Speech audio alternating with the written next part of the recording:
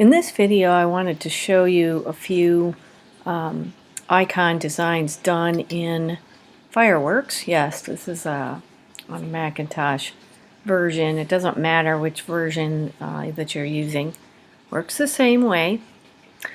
This is a very simple little icon, only 3 pieces. Keep your things very simple, and it can be a pretty smart design. So this has just a little ellipse that we modified, a secondary ellipse to make it look like it's got a shadow, and then a circle in the middle. And the first ellipse was modified. It has a gradient, and so yes, you can find a gradient in the properties panel. A lot of the controls for this, or special effects, I want to show you some examples of. They come from some specialty items in the properties panel, and so this may expand some of the things that you could do with the ideas that you have so far. Here it's using the gradient, and that's the special effect. Okay. Another one, oh, I love Mickey Mouse, so here we go. Mickey Mouse is done with a background, so I can turn that on and off. You'll see here in my layers. I only have 2 things here. The background, which is actually a bitmap, and I can show you that technique in a little bit or another video. And then the shape of the Mickey Mouse and what it is filled with, and some of the filters that I'm working with, I wanted to point out. First of all, it's got a gradient in the background. Okay, so if I were to play around with that, okay, it makes a change to it. These special effects don't take effect really until after you've done the sliders and you click on an empty area. That's a little bit annoying about Fireworks. So you don't think anything's going on. You really have to click away from it. You put your settings in and whatnot. Okay, this has a stroke around it. You can put it in the inside, outside, or what have you.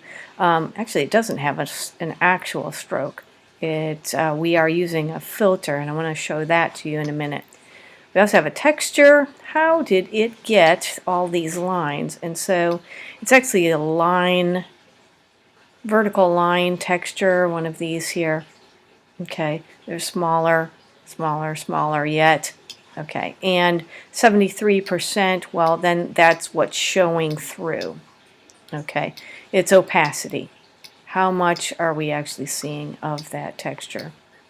Okay. Part of it is transparent. I tried an inner glow. Let's see if we turn this back on. Yeah, there's a little inner glow. And if we click on the, double click on your, what you add in the filters list, you can add more of them if you want to.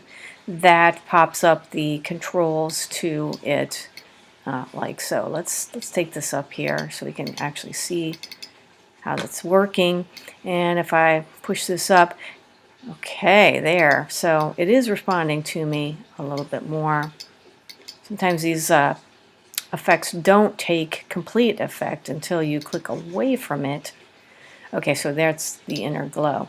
The bevel, instead of doing an outline, I do like an outer bevel, and so that gives it a little bit of dimension. It's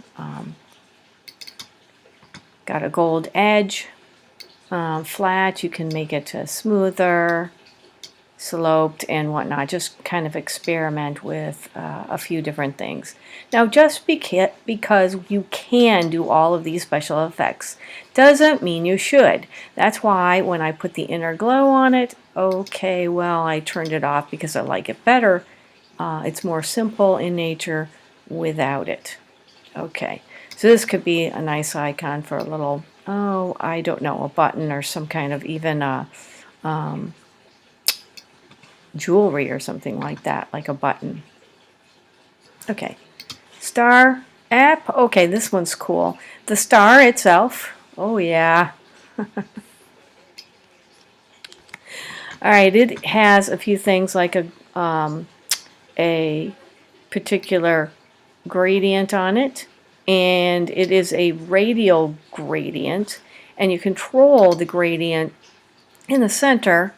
Okay, I can move that in any direction that I want and make it however big I want. It depends on your colors that you start with. Okay, the little colors right here. If you double click, you can add any little color to this little paint bucket or little chip of paint, I guess you might call it. Okay, these little sliders control things, so okay, that's a little too much. All right, and the angle that it's at, and okay, so its location that it's at, okay, things like that from the center. So I can slide it and it will make a difference in here. All right, so some things for you to experiment with. What I had out here, okay, these little buttons, this is a grouped item, okay, and if selecting them, you can see it's kind of surrounded by a bounding box. All right, if I were to take and ungroup, in order to get a few things together at the same time and move them together or place them together, we would select a number of items and we could group them. Well, I'm going to ungroup this. It's in the Modify drop down. Okay, now these are individual pieces, and you can see here, then these are all each individual sub-object. With a couple of items, it also has a grouping. And if we zoom in, okay, it's a few different things here. Let me see. I have an outer bevel and an inset emboss, and if I ungroup that component, okay, there's a few things that are in here. There is a rectangle with an inner bevel and an ellipse or a circle, okay, that's just been filled with a solid color. And having the two of them together, now hold your shift key down and you can click and select both things. Or if you want to lock the layers down in selecting some things, and then you can click and drag and surround something, and then you won't select the other things. Then you can go to the Modify panel, Group, or you can right click, or in a Macintosh Control click, and you can find the Group command. Okay, and that had a bevel and an emboss on it that I subsequently lost. So in any case, I'm going to go put that back. As a group, then I added the bevel and it added it to this whole group.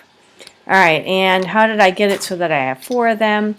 Wonderful thing that you can do, select your item.